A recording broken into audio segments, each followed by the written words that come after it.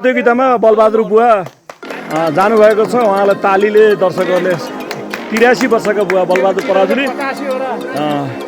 ठेलो हान्न आउनुभएको छ। हामीले गर्वको कुरा यो छ 83 वर्षको बुवा हामीसँग ठेलोमा प्रतिस्पर्धा गर्ने खेलाडीको रूपमा हामीले पाइरहेका छौँ।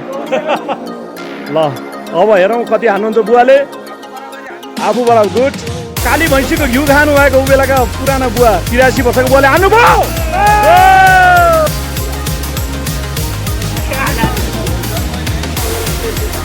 हामी नयाँ वर्ष 2082 सालको वैशाख 1 गते आज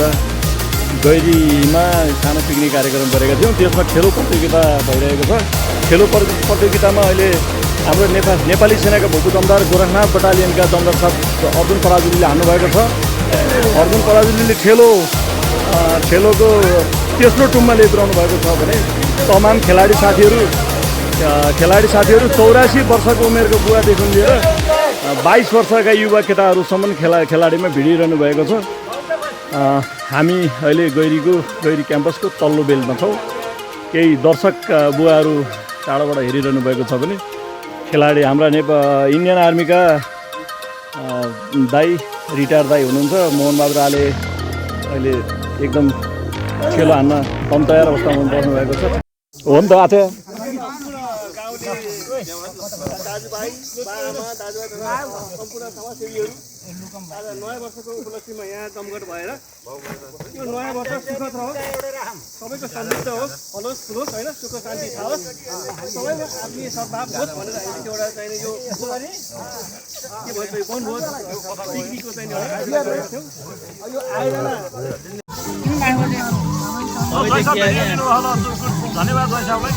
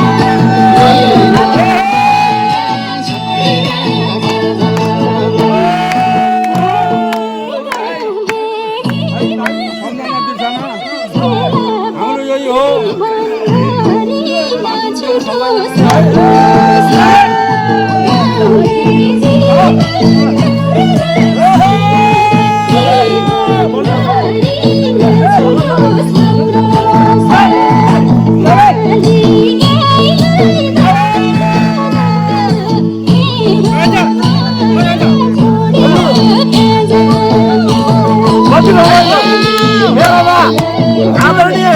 शर्मा बुबा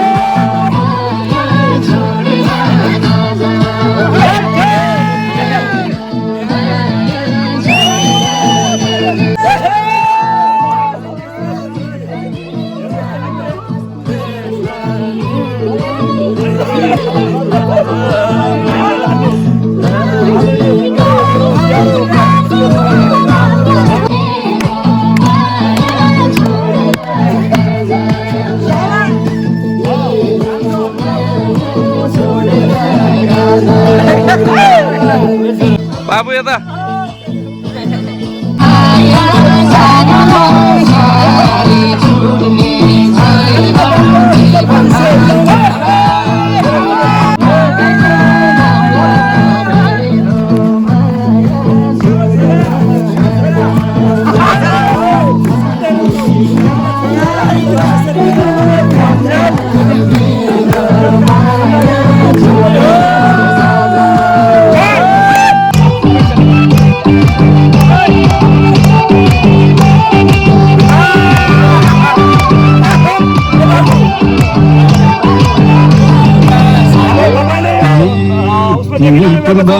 पारी पसीको मान्छे खानी छैन चिनको भन्नु किन